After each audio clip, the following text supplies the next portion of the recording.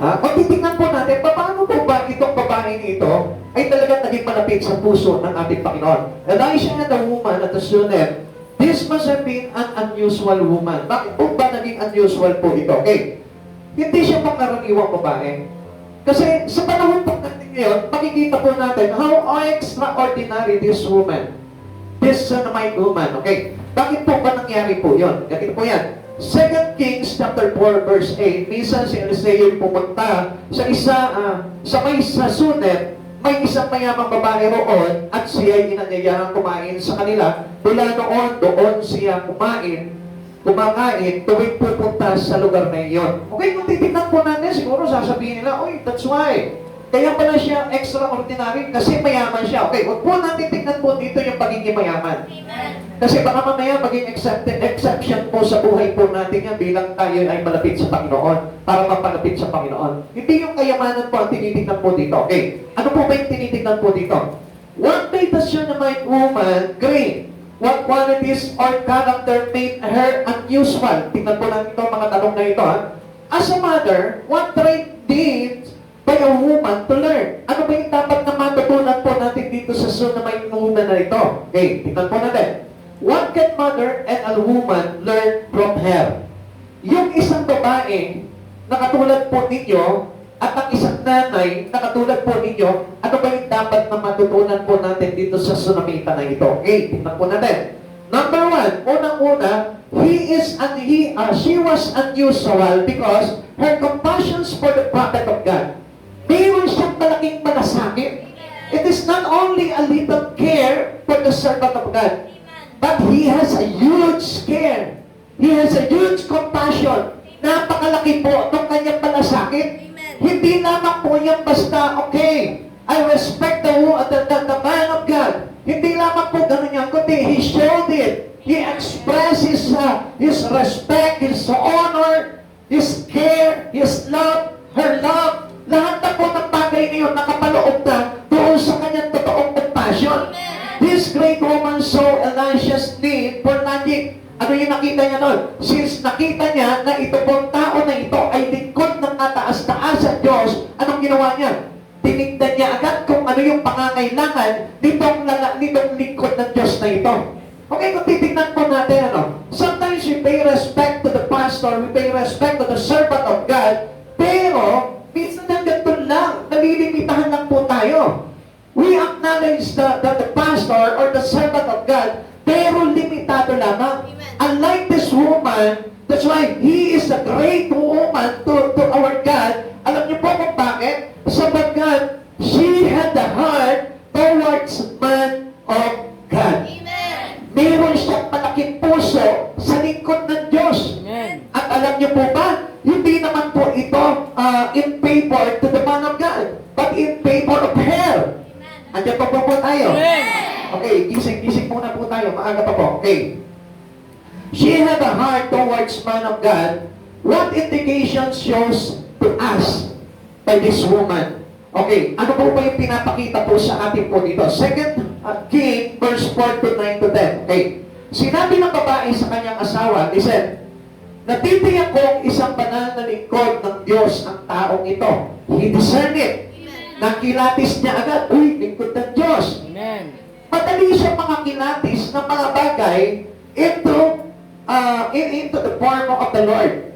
Nakikita niya agad yun. He is clearly seen that this man was belong to the Lord. Amen. Sabi niya po ganun dito, verse 10, bakit di natin siya ipagpagawan ng isang silid para matuluyan niya tuwing pupunta rito? Bigyan natin siya ng higaan, mesa, upuan, at ilawan. Okay, kung titignan natin dito, she was unusual. Kakaiba talaga siya. Bakit? Paano po ba natin naging nasabi ng kakaiba? Hindi naman upang i-recognize ito pong lingkod ng Diyos na ito. Tinignan niya kung ano yung kailangan. Amen. Amen. Kasi sometimes, we respect the man of God or we limit our concern to the man of God. Amen. To the servant of God. Minsan limitado. Minsan, tinitignan lamang po natin yung kanilang gagawin para sa atin. Pero this time, kakaiba itong babae na ito. Amen. Itong babae sa namita na ito, tinignan niya kung ano yung magagawa niya greatly to the man of God. Hindi niya tinignan yung bagay na in favor to her na tatanggapin niya dito sa lingkod ng Diyos na ito. Nowadays, dito po tayo medyo mayroong pagkukulang. Tapos minsan, alam natin na itong mga tao na ito ay naglilingkod sa Panginoon, pero nawawala yung compassion. Nawawala yung panasakit. Minsan nga, inaaway pa natin. Amen. Amen. That was the real. Yun po yung katotohanan. Minsan nagagalit pa tayo sa kanila. Pero itong tao na ito, itong babae na ito, since na nakita niya, nalingkod ni Yahweh itong tao na ito, anong ginawa niya? Tinawag niya agad yung asawa niya. Batid ko na itong tao na ito ay lingkod ng Diyos. Bakit hindi natin siya ipagpagawa ng silid na matutuluyan, bigyan natin siya ng higaan, mesa, upuan, at ilawan. Everything was there. Amen. Full accommodation. Amen. Amen. Alam niyo po mga kapatid sa Panginoon, kung titignan po natin siguro sasabihin natin, Pastor, mayaman yung sunamita eh. No, hindi yun ang pinag-uusapan natin. Maraming bagay tayo na pwedeng gawin doon sa lingkod ng Diyos para ipakita natin how great our compassions to the Lord. Amen. Actually, it is not from the man of God. Amen. Kasi yung sinasabi natin, ako si Pastor, mayaman naman yan eh. Yung mga lingkod ng Diyos na yan, maraming income yan. I tell you frankly, mali ka doon. Amen. Hindi yun ang dapat na makita mo. Dapat na makita mo yung nakita nitong sunamita na ito. Kaya nga, great and unusual woman ito eh. Alam niyo kung bakit? Nakita niya at hinanap niya agad kung ano ang kailangan nitong lingkod ng Diyos na ito. He will support that man of God because he is from the Lord. Amen. Yung buhay niya ay tinalaga niya kasi sa Panginoon. Kaya mahalaga sa kanya na suportahan itong lingkod ng Diyos na ito sapagkat ito'y alam niya na ipinadala sa kanya ng kataas-taasan Diyos. Amen. Hello. Amen. Amen. Amen. Are we there? Amen. Pakigising mo muna yung katabi mo, gising ka muna, gising. Sige, pakisabi mo sa kanya, gising mo na, mamaya-maya na yung antok-antok natin, okay? Amen. Amen. Kasi maganda po ito, okay? Even though you are a man, baka mamaya sabihin natin ako para sa mga nanay lang yan, topic ni Pastor na yan. Hindi, para sa atin lahat ito. Amen. Very special lang sa atin yung mga nanay ngayon. Baka mamaya akala po ng mga lalaki dito, exempted ako dyan, Pastor, kasi yung mga nanay lang yung kausap ko dito. Hindi po, lahat po sa atin to. Okay. Sabi niya po dito, sinabi ng babae sa kanyang asawa na titiyak kong isang banal na lingkod ng Diyos ang taong ito. Okay? I-recognize it. Nakita niya na ito'y lingkod ng Diyos. Amen. Kaya ipinamanas niya na yung kanyang yung kanyang concern, yung kanyang malasakit ay talagang ipinakita niya doon sa lingkod ng Diyos nito. Amen. Nowadays, alam niyo, kulang na po tayo dyan eh. Minsan may mga dumarating sa ating lingkod ng Diyos, pero parang ang liit ng malasakit natin. Amen. I tell you frankly, people of God, kulang tayo sa malasakit. You know why? Alam niyo bakit ko po nasasabi ito? Kasi alam niyo po ba dapat, ang laki dapat ng pagtanaw natin sa Diyos. Kahapon, let's say, kahapon nag-aaral po kami dito. Doon sa discipleship po namin. Amen. Tinatanong ko sila, nararamdaman mo ba kung gaano kalaki ito Diyos na ito? Halos iniisip nila, parang hindi pumapasok sa isipan nila. Okay, sorry to tell you. Hindi ko kasi talaga ma-feel kung nararamdaman nyo kung gaano kalaki o gaano kalaking bagay ang kaya gawin ito Diyos na ito sa buhay po natin. Kaya nga gusto ko po na i-express po sa inyo ngayon kung gaano po talaga ito Diyos na ito kahalaga sa buhay ng bawat isa. Ipinakita nitong babae nito. That's why she was unusual in the eyes of God. You know what? Because ang laki ng pagtingin niya sa mga lingkod ng Diyos. Amen. Alam niyo kung bakit lumaki yung kanyang pagtingin doon sa mga lingkod ng Diyos? Sapagkat malaki ang pagtingin niya sa Diyos. Amen. That's why, sabi na siguro dito sabi siguro nitong babae na ito, now, this time, I can show it to my God, to Yahweh. I can express my love. How big to God. Sa pamamagitan ng lingkod na yun. Amen. Not all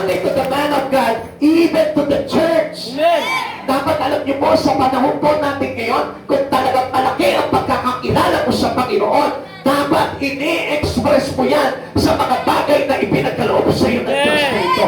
Ini-express mo sa salita ng Diyos kung gaano kahalaga ang salita. Ini-express mo sa church na ito kung gaano kahalaga sa iyo ang Diyos. Ini-express mo sa mga lingkod ng Diyos kung gaano kalaki ang iyong pagtingin kay Yahweh. Amen. Amen. Now, halimbawa, mayroong kahalimbawang kasintahan. Okay, let's just connect to our physical life. Mayroong kang kasintahan. Mahal na mahal mo yung kasintahan mo. Dumating yung kanyang nanay. Paano mo kaya i-approach yung kanyang nanay? Bahala ho kayo dyan. Dyan lang kayo. Wala akong pakialam sa inyo dyan. How can you express your love to your girlfriend or to your boyfriend kung hindi mo i-respeto yung kanyang nanay? Amen. Amen. That's why doon, pinapakita dito nitong Shunammite woman na ito, how big is his concern to the Lord. Amen. How big is he know God in her life. Amen. Pinapakita nitong babae na ito, ganito kakalaki sa akin, Lord. Amen. Lahat ng bagay na ibinigay mo sa akin, pinapahalaga ko. Amen. Yung church ko, yung pastor ko, yung mga kapatiran ko, pinapahalaga ko. Sapagkat napakahalaga ko sa buhay ko. Can you see it? Nakikita niyo po ba yun? Amen. Yung paghalimbawa, alam niyo kung talaga malaki sa inyo ang Diyos na ito, even your brothers and sisters in Christ, pinapahalagahan mo yan. Amen. Tinototo mo yung iyong expressions of love dyan kasi mahal mo ang Diyos. Yung katabi mo ngayon, ipinadala sa iyo ng Lord yan. Amen. Yung ka-brother and sister mo, ipinadala sa iyo ng Lord yan. Amen. Para pagpalasakitan mo, mahalin mo ang pagpalasakitan mo sapagkat it is how we express our love to Jesus. Amen. Kaya anong ginawa po nito babaeng sa nabita na ito? Hindi lang ipinagpatayo ng singit. Minsan sa kapanahonan natin, minsan sa kapanahonan po natin, okay, bibigyan natin sila ng tirahan. Ipagpatayo natin ang bahay. Pero pastor, bahala ka na sa lamesa mo. Bahala ka na sa TV. Bahala ka na dyan sa rep mo. Bahala ka na sa upuan. Only, we limit our compassion. We limit our love. We limit our care. We limit God into you. Amen. Kaya nalilimitahan ang Diyos sa buhay po natin kasi hindi natin itinutodo yung bagay na dapat i-express natin sa Panginoon. Amen. Amen. She had care and pretentious to the man of God. Meaning, pinapakita niya talaga yung kanyang pag-ibig sa Diyos dito pa lamang sa lupa. We cannot show our love to Jesus kung yung katabi mo ngayon ay sinusumitan mo. We cannot show our deeper relations to God kung itong oras dito inista sa pastor mo. Amen. Amen. Amen. Sapagkat doon ini-express nitong babaeng sunumita kay Eliseo yung kanyang malaking pag-ibig kay Yahweh. Amen. Are you there? Nandiyan pa po ba tayo? This is the indications that this woman living by the words. He knows the word. Every one of us heard the words already. Napakinggan na po natin ang salita ng Diyos. Nagbabasa ka na ng salita ng Diyos. Yung salita ng Diyos ang magbibigay sa iyo ng kahalagahan. Everything in the Lord. Amen. Sa lahat ng bagay sa ating Panginoon. She recognized Elisha was a man of God. Alam niyo, minsan kaya walang halaga po sa atin yung mga bagay sa Panginoon. Listen to this, people of God. Huwag po muna kayong aantukin. Kaya nawawalan ng halaga po sa atin yung mga bagay sa Panginoon, it is really because the absence of knowledge in this book. Amen. Wala yung kaalaman eh. If we know already the words that give the promises of God to us, malamang ko, hindi lang ganito ang gagawin mo. Hindi lang katulad ng sa Sunamita. Kung nalalaman mo, ang bawat pangako ng Lord ay talagang isinasakatuparan ng Diyos na ito. Amen. Siguro ikaw mismo tataya ka ng malaki para na sa ganon. Itong bagay na ipinangako ng Diyos, nagkaroon ng assurance sa buhay mo. That's how the Shunammite woman did. Yun yung ginawa nitong Sunamita na ito.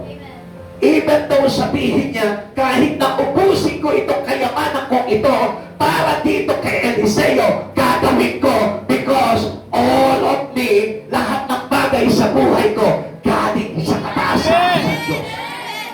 Alam niyo po ba kung minsan limitado po yung pagpapala ng Diyos sa atin? Kasi nililimitahan mo yung pag-ibig mo sa Diyos eh. It is very limited. Itong babae Sunamita na ito, gusto kong ipakita po sa inyo na even dumating sa kanya yung malalaking pagsubok, hindi nawala yung kanyang kayamanan. Amen. Bakit? Kasi hindi niya pinagkait anumang bagay na meron siya sa lingkod ng Diyos. Because it is not for the glory of the servant of God, but for the glory of Yahweh. Amen. Amen. Amen. She recognized Elisha was the man of God. Alam niyo po ba, kapag tayo po punong-puno ng salita ng Diyos sa buhay po natin, we can discern every little things in the Spirit. In the Spirit. Kaya nga kung minsan ang bilis natin mawala sa Panginoon eh. It is because of the lack of foundations to the words of God. Na kapag ito pong salita ng Diyos na ito, ipinasok mo sa buhay mo, itinanim mo sa puso mo, I tell you, magiging mahalaga sa iyo ang Diyos na ito. Amen. Amen. Isingin mo ulit yung katabi mo, sabihin mo, pera tulog. Hindi kayo makakatulog ngayon sa akin, hala kayo. Mapupuyat kayo ngayon. Aba, may napuyat na pala ng umaga. Wala pala sa gabi ko pala yun, ano? Amen, amen. Amen. Okay, sorry patawarin niyo ako kung ginigising ko po kayo kasi napakaganda po talaga nito eh. Kasi most especially, kapag pumasok talaga sa puso mo yung salita talaga ni Yahweh, yan po yung maglalagay sa iyo into a great changes. Amen. Amen. Matthew chapter 10 verse 42. This woman discerned because he had the knowing or the knowledge about the words. Okay. Sabi po dito, Matthew chapter 10 verse 42. Tandaan ninyo, sino mang magbigay ng kahit isang basong malamig na tubig sa isa sa mga maliliit na ito dahil siya'y alagad ko, siya'y titiyak na itatanggap ng gantimpala. Meaning, if you know that this was a servant of God, paniman mo na ng todo yan because, you know what? Ang pangako ng Lord, tatanggap ka ng gantimpala dahil ito'y mula sa Kanya. Amen. Amen. Alam niyo po ba, ganito po yan eh. Bisa nakatingin lamang po tayo sa tao. We are looking on the blessed. Sa laman lamang po tayo nakatingin. Kaya hindi natin ma-recognize our great God into the life of many. Amen. Di mo makita. Kaya nga kung minsan nagtatanim tayo ng pagpapala sa maling lupa. Kaya kung minsan, yung mga bagay na ginagawa natin was being lost. Nasasayang lamang po. Alam niyo po ba? This woman was very wise. She was so very wise. Matalino itong babaeng Sunamita na ito. Amen. Because he knows where he invests his wealth, his richness, Amen. her richness. Alam niya kung saan niya i-invest. Alam niya kung saan niya mailalagak yung kanyang kayamanan o yung kanyang kaluluwa para maingatan. Amen. Alam niyo kung minsan, sinasabi nga po natin, marami pong mayayaman invest sa negosyo, pero isang araw, ano nangyayari? There is bankruptcy. Amen. Pero I tell you what, kapag nakilala mo, you deserve the highest things in the Lord, doon mo ilalaga yung iyong buhay. Amen. Ngayon, alam niyo mga kapatid sa Panginoon, if we really know the words of God, alam natin that every single things that we did or we do into the things in the Lord, meron niyang kalaking nagatimpala. Because as He promised, as Jesus promised to us, tandaan ninyo, sino mapagbigay ng kahit isang pasong malamig na tubig sa maliit na ito, dahil siya'y alagad ko, siya'y tiyak na tatanggap ng gantimpala. Amen. Palagay ko naman mamaya may uulan na dito ng isang pasong tubig. I tell you, this is not, kumbaga hindi ito sinabi ng Diyos na literal lamang. Kung mapapansin po natin itong babae Sunamita na ito, Ang sabi niya, ipatayo natin sila na silid. May katupong pa yun. Only purpose pa. Amen. Amen. Supposed to be, ang kaisipan ng tao ganito eh. O nabigyan na natin siya, okay na yan. At least, meron tayo na ibigay sa Kanya. Pero gusto ko malaman mo, ang ugali ng Diyos, hindi ganyan. Amen. Ang ugali ng Diyos, lahat ng kaya niyang ibigay sa iyo, ibibigay niyo sa iyo. Because He is overflowing, pouring blessing. Amen. Ganun ang Diyos bigay. Ang Diyos hindi limitado kung magbigay sa tao. Amen. Kaya lang, alam niyo kung bakit nagiging limitado ang pagpapala ng Diyos sa buhay po ng tao? Because He limit His love towards the Lord. Amen.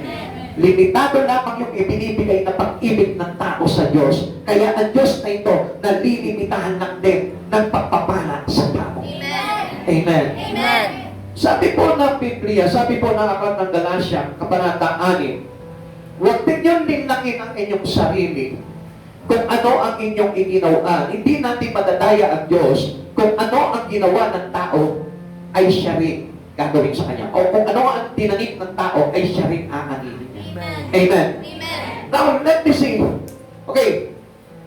For us to see this principle of God, hindi na pwede na magtatanim ka ng kokonti and then you expect a huge stick from the Lord. Amen. Why? Because God doesn't want us to have reservation. Amen. Ayaw ng Diyos na may reservation ka sa pag-ibig mo sa Panginoon. Gusto ng Lord, kapag nagbigay ka sa Kanya, itoto mo. Kaya nga ito si Yahweh, humanga po dito sa babaeng sunamita na ito.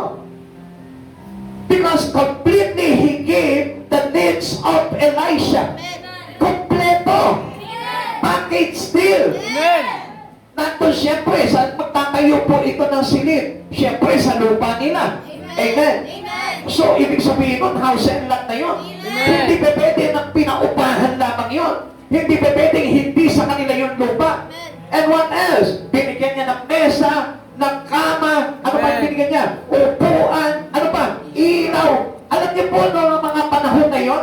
Alam niyo po ba, it was an extravagant giving. Malaking bagay na yung binigay na yun. Sapagkat sa panahon po natin ngayon, siguro, it is worth $1 million. Amen. Amen. Hindi lamang po yan basta-basta binigay lang, kundi mayroong puso na malaki Amen. sa Panginoon.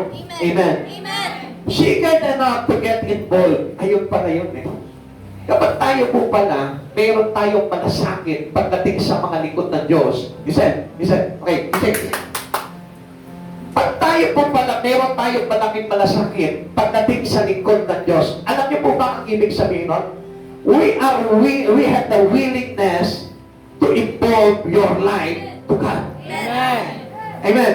Naintindihan po ba natin yun? She got enough to get involved. She designed and furnished room for Elisha and she extended a standing invitations to him.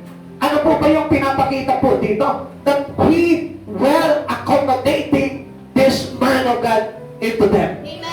Pinakita niya talaga na you are freely come in this land. Talagang pinatuloy niya. Hindi yung parang pilit lamang. Alam niyo, sa panahon po natin ngayon, kapag mayroong mga lingkod na Diyos na dumarating po sa isang lugar, pinagtatapo yan. Pero ito pong ay sunamita na ito, nung magpunta si Eliseo doon sa lugar ng Sunem, anong ginawa po nitong babaeng sunamita na ito?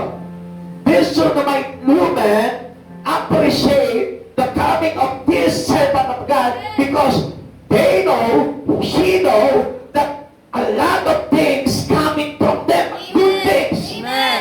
Alam niya na maraming magagandang bagay ang dala-dala nito ang lingkod ng Diyos na ito because they came from Yahweh. Amen. Alam niya, galing kay Yahweh. Now, alam niyo po ba na kapag tumating sa inyo ang lingkod ng Diyos, ang ibig sabihin po niyan, it is the indications of good things coming to your life. Amen. Kaya alam niyo po ba yung kasabihan po sa Biblia na sino mang matungtungan ng paa ng mga lingkod ng Diyos ay pinagpapala. Mga kapatid sa Panginoon, napakagaling ng kalooban nitong babaeng sunamita na ito.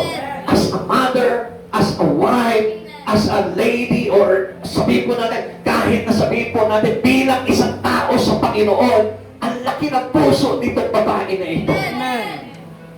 Because she really wanted to be close to the Lord. Gusto niya kasi na yung buhay niya talaga maging close sa ating Panginoon. Sabi po dito, if a mother are willing to involve her life to a man of God, meaning she was compassion. Ibig sabihin po nun, meron talagang malasakit. And compassion means showing our love and affections to God.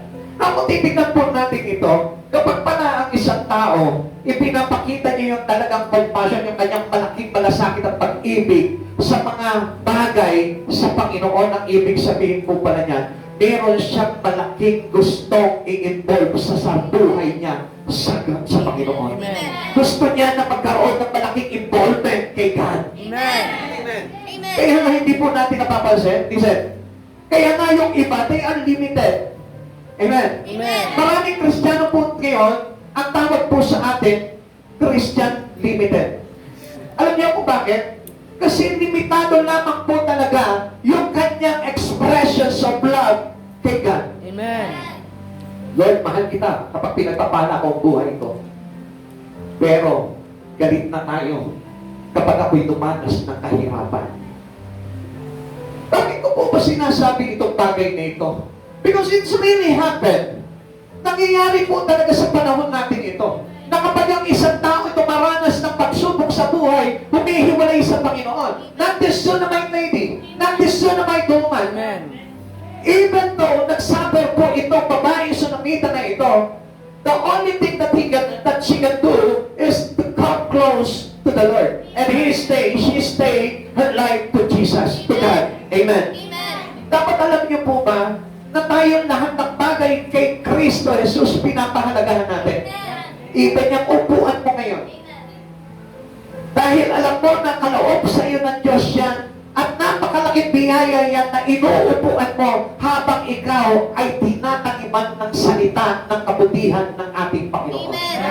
Pero hindi niyo po napansin, ano po nangyayari? Kung minsan ganito nga po tayo minsan yung upuan natin, hindi natin pinapahalagahan yan. Tinatapalan po natin ang kung ano-ano po yan. Minsan may mga tubig lang. Minsan makikita mo ang dumi-dumi. May mga sulat-sulat. How can we show our great compassions to the Lord? Even to our church. Listen to this, people of God. If you are a woman of God or a man of God, if you have a heart for the Lord, I tell you, ikaw mismo magmamalasakit ka sa church mo. Amen. Ikaw mismo magmamalasakit ka sa pastor mo. Ikaw mismo magmamalasakit ka sa mga kapatiran. Pero hindi niyo po ba napapansin? Minsan meron kang pinipili lamang na pagmalasakitan sa buhay mo. I tell you, people of God, nakikita ng Lord bawat kilos natin if we are after a heart of the Lord. Kapatid sa Panginoon, ito pong babaeng Sunamita, nung makilala niya that this man is a servant of God, anong sabi niya sa asawa niya? Nalalaman ko na ito'y lingkod ng Diyos. Amen. Bakit hindi natin siya bigyan ng silid na kanyang matutuluyan? Amen. Bigyan natin siya ng lamesa. Bigyan natin siya ng upuan, ng kama, ng ilawan, ng kape, ng bigas, ng ulam, ng kung ano pang pangangailangan. Amen. Every time that Elisha went into Sunem, doon siya nakikikain. Imagine that. Minsan pagbalik ng isang lingkod ng Diyos doon sa lugar, minsan tinataguan na Pero itong babaeng ito, inaabangan niya palagi yung pagdating nitong babaeng nitong si Eliseo para ibigay lahat ng kailangan. Siguro sinasabi niya po doon kay Eliseo, may pamasahe ka ba? Hello? Amen. Siguro sinasabi niya, meron ka bang pagkain mamayang gabi? Tell you, people of God, isang bagay yan para ma-express mo yung pag-ibig mo sa Diyos. Meron kang malasakit pagdating sa mga bagay sa ating Panginoon. Amen. Minsan siguro, alam niyo po, minsan, nauuhawan Lord sa pag-ibig ng tao sa Kanya. Saan po ba yun? Minsan tinanong mo ba, Sister, ano ba pangangailangan ng church natin? Sister, ano po ba pangangailangan ng mga kapatiran natin? Sister, ano ba pangangailangan ni Pastor?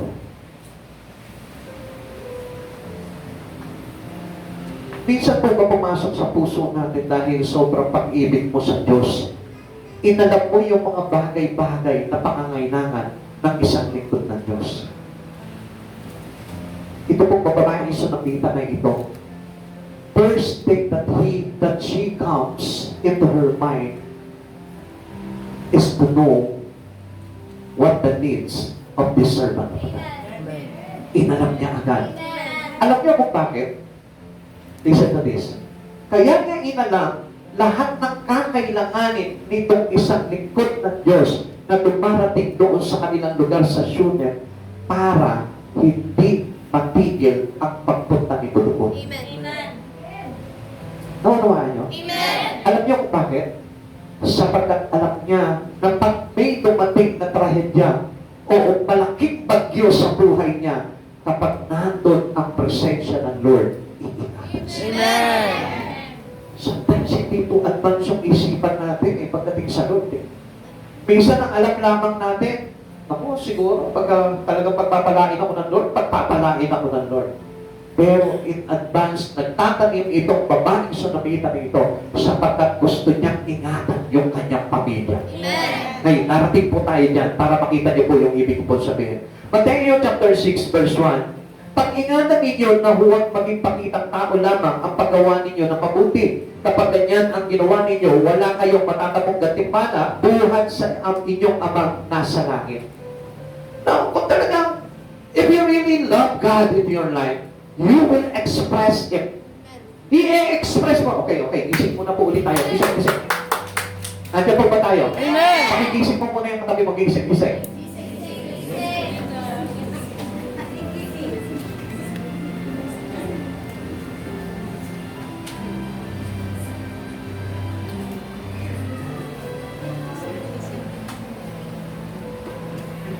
Nandiyan pa po ba tayo? Amen. Salamat po sa Panginoon. Gising pa po ba kayo? Amen. Okay, salamat po sa Panginoon. Ayaw kasi ng Diyos po talaga na tayo po ay naglilingkod o nagmamahal sa Panginoon ng pagpapapainbabaw po natin. Amen. Sapagkat ang gusto ng Lord, kung talagang iniibig mo siya, give it all today. Amen. Bigay mo lahat ng makakaya mong ibigay pagdating sa Panginoon. Amen. Minsan alam niyo, nalilipitahan po tayo dahil po sa kalagayan natin Pastor, alam niyo, kung ako lamang po talaga mayaman, siguro magpapatayo ko kayo ng church. Hindi mo na kailangan gawin po yun You can express your love deeply to God sa mga bagay na meron ka Amen. Amen? Amen. Paano po ba yun? Minsan, alam niyo po, ang daming bagay na po pwede mong bigay o gawin para sa Panginoon, pero hindi ginagawa. Amen. Amen? Amen. Alam niyo po, ang isang tao po talaga na nagmamahal sa Panginoon, what he really best to do for the glory of God, ginagawa niya po yan. Hello? Amen. Naranasan mo na bang umibig? Amen. Naranasan mo na magmahal? Amen. Paano ka umibig po?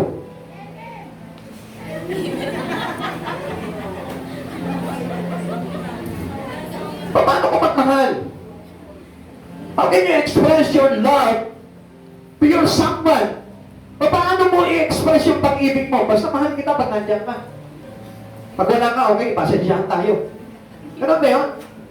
Mahal kita pag masaya ka, pero pag may problema ka, okay. Bahala ka muna. Ganun po ba tayo mag-express? How can I express our love to Jesus? Your genuine love. Amen. Yung totoong pagmamahal. Paano mo i-express sa Kanya? Lord, masama ang timplada ko ngayon, okay? Pasko na tayo, hindi mo na tayo magkikita. Nung ma-burst love ka man, kahit nang iika-ika ka maglakad, mapuntahan mo lang yung kasintahan. Dito ngayon, mahal. Kasi ayaw masayang yung ating pagkikita ngayon. Amen?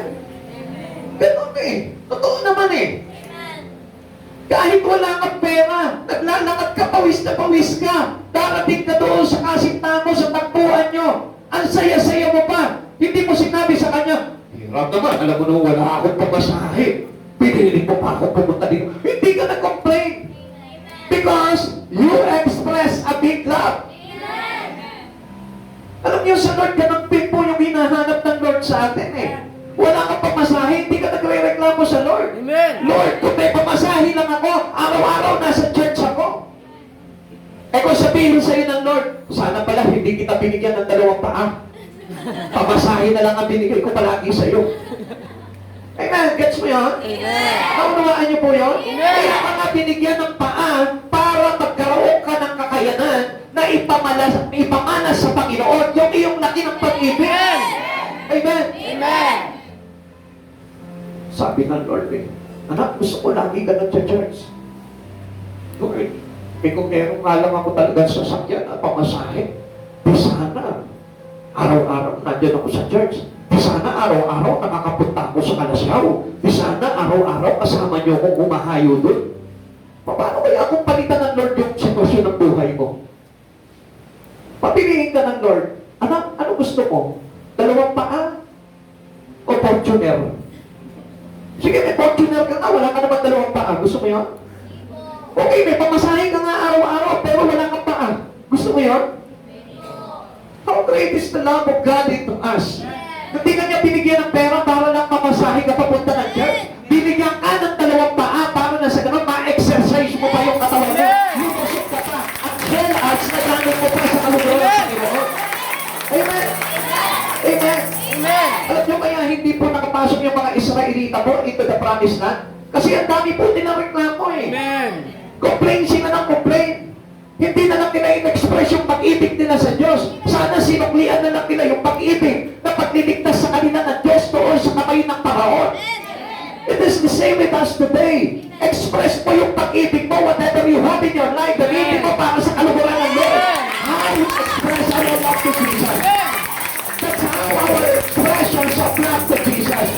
Hindi yung nagre-reklamo tayo, Lord, wala akong pamasahe, Lord eh. Paano kita mapapaglingkuran? Lord, ang dami kong mga binabayaran. Paano kita mapapaglingkuran? I tell you, kaya nga hindi ka binibigyan ng Lord ng pambayad kasi ayaw mo siyang paglingkuran. Amen.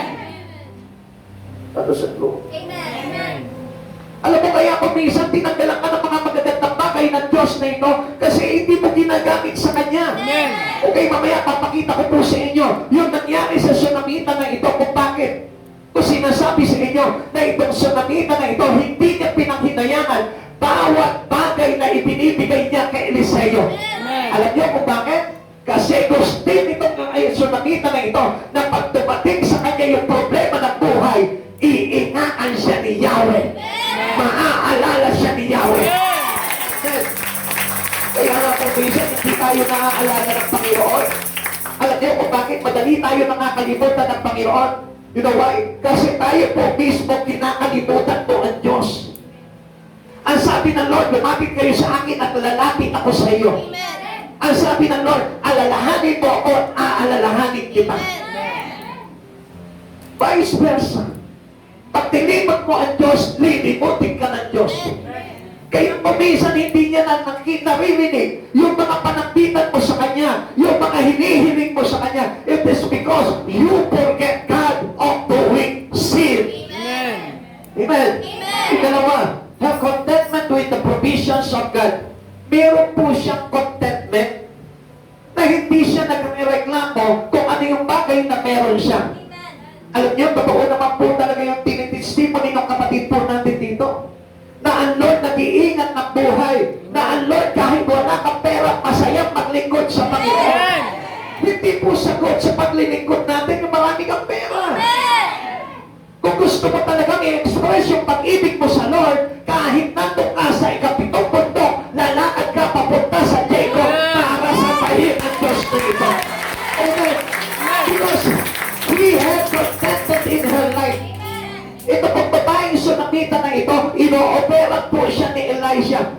Sabi po dito, God's great woman has a great contentment in life.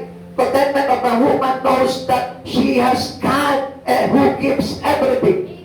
Kaya siya merong contentment sa buhay niya.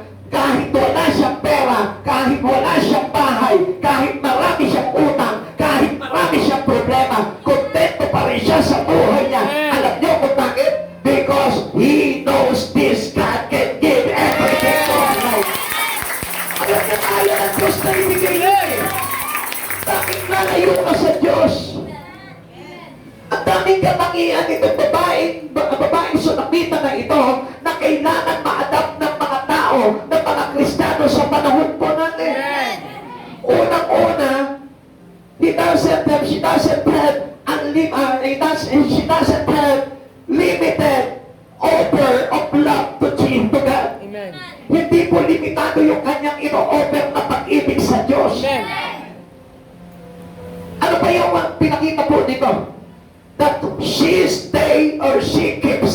dealing with God.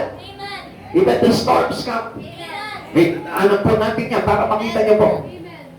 Elisha wanted to do something to repay this woman. Tingnan niyo po ito ha. Siguro kung sa panahon po natin ngayon, minsan di ba kapag nakatulong ka ng konti, Lord, kayo na po ba ibabalik sa akin yung mga bagay na binigay ko sa iyo?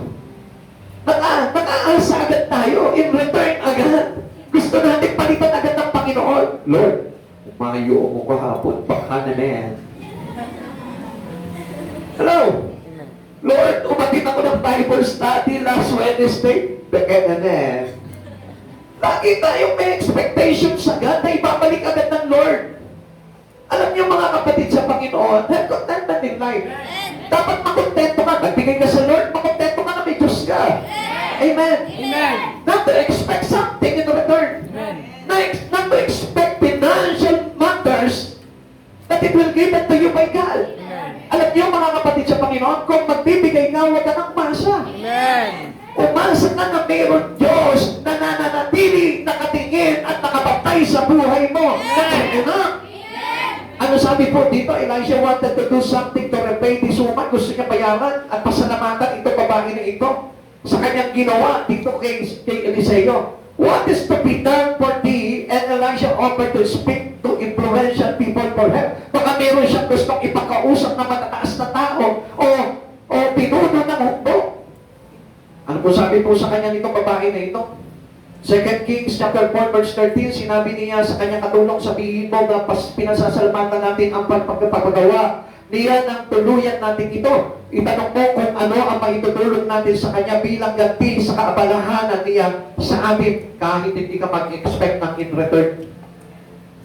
Pag may bagay na ginawa ka, nakalakip ang puso mo at malaking bagay ng pag-ibig mo na ginawa mo para kay Yahweh. Huwag ka nang mag-expect ng kahit ano at nakikita ng Lord kung ano yung the best na ibibigay ko sa iyo. Kahit hindi mo sabihin, Lord, paglilingkod ako sa Panginoon, basta pagdating ng araw, may kotse ako ha. Hallelujah, praise the Lord. Kahit hindi mo sabihin sa Lord yan, pag nakita ng Diyos na nagsusumikap ka dahil sa laki ng pag-ibig mo kay Yahweh, isang araw hindi ang ibibigay sa iyo. Kahit bako, meron ka. Kahit traktora, meron ka. Gusto mo, service mo. Pag nag-church ka, dampak. Para marami ka maihakot, madala mo sa church. Amen. Baka may gusto siyang ipasabi sa hari o sa pinuno ng hukbo, wala kayong dapat alalahanin. Listen, ito po yung sagot dito babae instrumento ito. After spending and giving a lot of things to Elisha, ito ang sagot niya. Wala kayong dapat alalahanin. Nasisiyahan na po kami sa pamumuhay rito sa piling ng aming kababayan. Sagot ng babae. Amen. Ako minsan nagbibigay tayo sa Lord eh. Pastor, munting pagpapala po para sa church. Ibayad niyo po sa renta. Huwag niyo ibubul sa pastor. Hallelujah, praise the Lord. Doon pa nasabi na tayo eh. Hey, Pastor, since nagbibigay naman ako ng aking share and pledges sa church, baka naman pwedeng pakibulong niyo sa Lord na gusto ko magkaroon ng malaking bahay.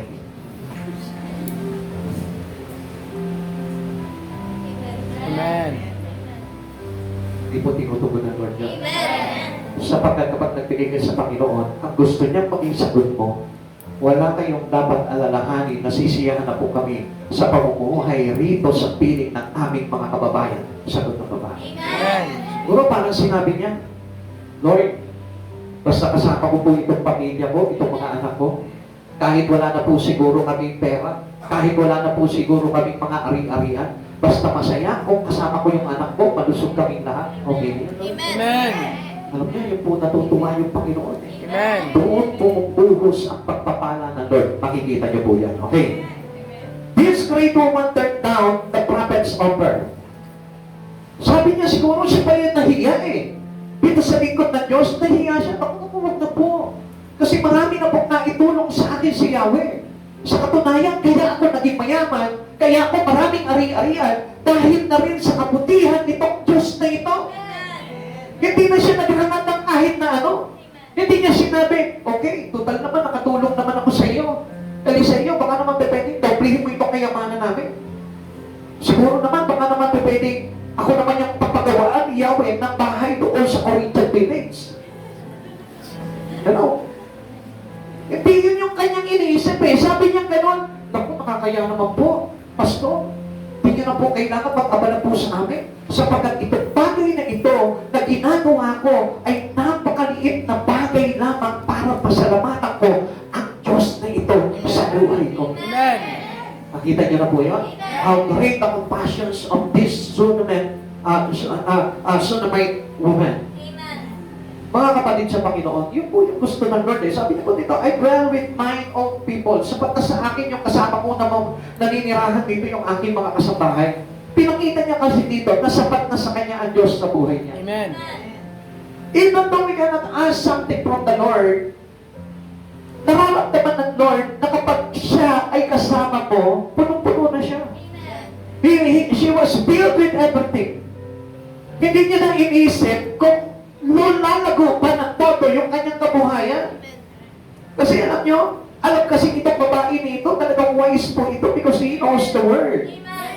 Alam niya kasi itong salita ng Diyos eh. Amen. Kasi alam niya na kapag naghangad pa siya na magkamal ng kayamanan sa buhay niya, baka ito panghamak niya lang. Amen. Kaya sabi niya, naku, this time, itong pagpapala na ito na meron ako, itulong ko na lang sa Panginoon para na sa ganon, mapagkinabangan ng Lord yung mga biyaya sa buhay ko na kaloob niya. Amen.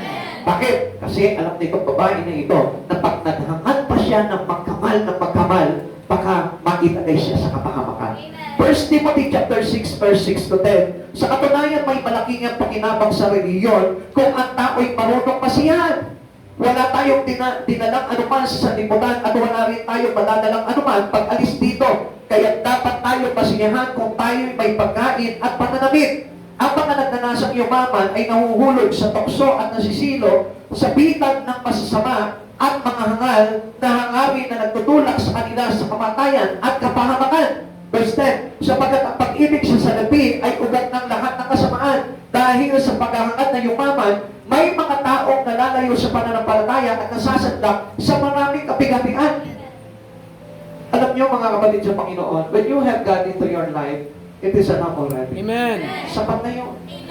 Basta kumakain ka, meron kang sinusuot na damit, pasalamatan mo na ang Lord sa buhay mo, Lord. It is enough already for me. Lord, sapat na ito. Ang ganda ng anak ko. Ang lusog ng mga anak ko. Lord, masaya kaming pamilya. Okay na yun, Lord. Hindi ko na kailangan maging milyonaryo. Hindi ko na kailangan ng maraming sasakyan. Hindi ko na kailangan ng mga bagay na ito. Sapat na sa akin na meron akong anak na maganda. Siguro, hinahanap mo na sa akin. Sapat na sa akin yung meron akong asabang malusog. Maganda na, malusog pa. Kaya, ibig sabihin doon, palang okay na eh. Hindi ka pa nasabatan doon? Gusto mo marami kang pera.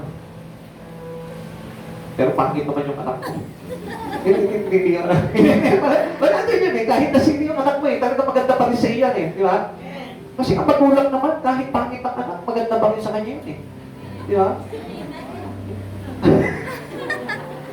Hindi po yung pinag-uusapan natin. Ang pinag-uusapan natin dito, our contentment. Na kahit na ano yung bagay na meron ka, sapat na meron ka Diyos na nagmamahal. Amen? Amen. She never served God to have something in favor to her. Hindi siya naglilingkod sa Panginoon na mayroong hinihinging kapalit. How many of us today will serve God but asking for something? Lord, maglilingkod ako sa iyo basta makatapos yung anak ko ng pag-aaral. Lord, maglilingkod ako sa iyo basta pagpatayo mo ko ng bahay. Lord, maglilingkod ako sa iyo basta may kotse ako pagdating ng araw. Praise the Lord. Magkakakotse ka. I tell you. Sapagkat gagamitin mo sa mission niya. Amen. Amen. Amen. How many of us asking for something in return of your service to God. Alam nyo, nakakatuwa sa Panginoon. Lord, di mo naman kailangan na bayaran ako, Panginoon, sa mga bagay na ginagawa ko sa iyo eh. Kasi Lord, ito lang hininga mo na maluwag. Sapat na ako dito, Lord. Amen. Ito lang nakakanakat ako, Lord. Iningatan mo ko, Panginoon. Okay na yun. Amen. Totoo lang, alam nyo, I was really blessed kasi nung time na yun yung testimony ni Sister Maricel. Kung makikita mo yung tricycle, halos hindi mo iisipin na walang sugat, walang balik yung mga nakasakay doon. Amen. Asan si Sister Beauty? Siya yung driver. Asan?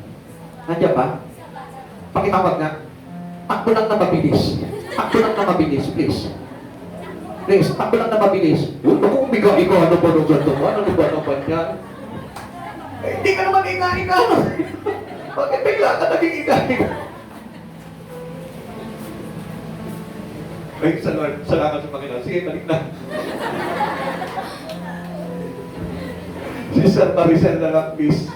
Kapag Sister Maricel, mabilis na lakad. Yan, no? Oh, see? See? Ha? There is miracle in the Lord. Amen. Kasi sila, kahit na yan, umahayo doon sa Kalasyaw, hindi po naghahangad yan ng mga kabayaran. Amen. Sabi niya, Pastor, maligaya na po kami na naglilingkod sa Panginoon. Amen. Doon lang, mag-bless ka na. Sapagkat alam nyo, marami pong tao gusto maglingkod sa Panginoon, pero they're asking for us something from the Lord. Lord, basta payamanin mo ako, Lord, maglilingkod ako sa iyo. Alam nyo, yung kanilang buhay, sabihin po natin na, sabihin natin na sa kawalan, pero still, hindi niya pinili na magtrabaho. Mas pinili niya ng paglikuran ng Panginoon sa buhay niya. And I know that God will soon great rewarded. Amen. Yun po yung woman of God na sinasabi po natin, thank you po, Sister Maricel. Yun po yung kailangan po natin that we have enough already, that we have God into our life. Yung sapat-sapat na po sa atin yun. Kung maglilingkod ka sa Panginoon, maglingkodin mo siya na walang hinahanap. Amen. Amen. Kasi sayang naman po yung paglilingkod natin kung meron tayong in return. Amen? Naintindihan niyo po yun? Amen. Sapagkat ang paglilingkod po sa Panginoon, yun po ay pagbibigay lang natin ng pasasalamat sa mga bagay na ginawa sa atin ng Diyos na ito. Amen. Amen. And never complain it. Elijah promised her a son. Tingnan niyo po ito. Hindi humingi itong babae sunumita ng ito ng kahit na ano. Pero, still, God insisted. Bigyan natin siya na kung ano yung bagay na higit na kailangan niya. Amen. Nakita ng Diyos. Hindi siya nagsabi, Lord, kailangan ko ng anak. Hindi niya sinabi yun. Sapat na sa akin na namumuhay kami kasama ko itong mga tao nito. Amen. Okay, Elijah promised her a son. Kasi wala siyang anak eh. Amen. Nakita ng Diyos yun.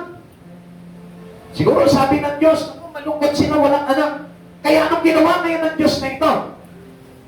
Sinabi niya kay Eliseo, bigyan mo sila ng anak, ipag-pray mo na magkaroon sila ng anak. He concluded this was her desire. He promised a child within a year. The child was born as promised. Alam niyo po ba, kapag may contentment tayo sa paggawa natin sa Panginoon, alam niyo po ba, in return, contentment to God brought the desire of us granted. Huwag mo na sabihin sa Lord, Lord, itong paglilingkod kong ito, kasi desire ko, Lord, na magkaroon ng malaking bahay. Huwag mo na sabihin sa Lord. Amen. Keep it in your heart. Amen. Huwag ka na mag-expect ng kung ano pa. Basta, pasalamatan mo ang Diyos, gumawa ka sa Diyos, magbigay ka sa Panginoon. In return to that, nakikita ng Diyos kung ano yung pinakamalalim na desire ng puso mo at ibibigay sa iyo ng Diyos siya. Amen. Delight yourself unto the Lord and He will give you the desire of your heart. Amen. Delight that is, meron kang kagalakan na paglingkuran at pagsilbihan ng Diyos. Hindi nagre-reklamo, Lord, wala kaming ganito, paano kita paglilingkuran? Lord, yung mga anak ko, hindi pa nakakagraduate, paano kita paglilingkuran? Huwag mo na sabihin yun. Ang sabihin mo sa Panginoon, I am enough that I serve you. Amen. nothing to worry, Lord. Amen. Kung hindi mo pagpalain ang buhay ko, pagpapala na na paglingkuran ka. Amen. She didn't complain. Sabi po dito, God honor her contentment. Yung kanyang pagiging contented in life, doon palang pinapakita niya that she honored God. Pinapakita niya yung kanyang malaking pagkilala sa Panginoon. She didn't complain and God gave her the desire of her heart. Huwag ka mag-complain. Nakikita ng Diyos kung ano yung kailangan mo. Huwag ka mag-complain. Maglingkod ka lang sa Kanya. Kung ano yung bagay na meron ka, sige, gamitin mo for the glory of God. Tulungan mo yung church mo. Tulungan mo yung mga tao naglilingkod sa Panginoon. Ano man yung mga bagay na meron ka, gamitin mo for the glory of God. Support them for the glory of God. At isang araw, huwag ka mag-complain. Lord, naubos na yung pera ko, kakatulong sa church na yan. Lord, naubos na yung pera ko, kaka-LO dyan sa pastor na yan. I tell you, people of God, isang araw, pag hindi ka nagreklamo sa mga bagay na ginagawa mo for the glory of God, nakikita ng Diyos at masisilip ng Diyos yung greatest desire sa buhay mo. It will give it to you by God. Ikatlo, have confidence in the power of God. Kahit na dumating sa iyo yung pagsubok, huwag ka pa rin magre-reklamo. Amen. Because, as we know, God is a powerful God. Sabi po dito, confidence to God, adhere your life to God, given great storm to come. Okay. Ang sabi po dito, confidence to God, adhere your life to God. Even great storm come. Hindi ba yung parang kapag may problema na tayo, nawawala tayo sa Lord? Adherent means keeping your life sticky to the Lord. Yung madikit na madikit yung buhay mo sa Panginoon. Amen. Malagkit na malagkit yung relasyon mo kay Kristo. Na kahit binabagyo ka, binabaha ka, o ano bang bagay na dumarating sa buhay mo, still malagkit pa rin yung relasyon mo kay Kristo. Amen. Matikit ka pa rin kay Kristo. Amen. Why this woman is unusual? Her compassion for the prophet of God, meron napakalaki. She has a huge compassion. Ikalawa, her contentment with the provisions of God. Alam niya, nadaloy sa buhay niyo. 7 years nagkaroon ng salot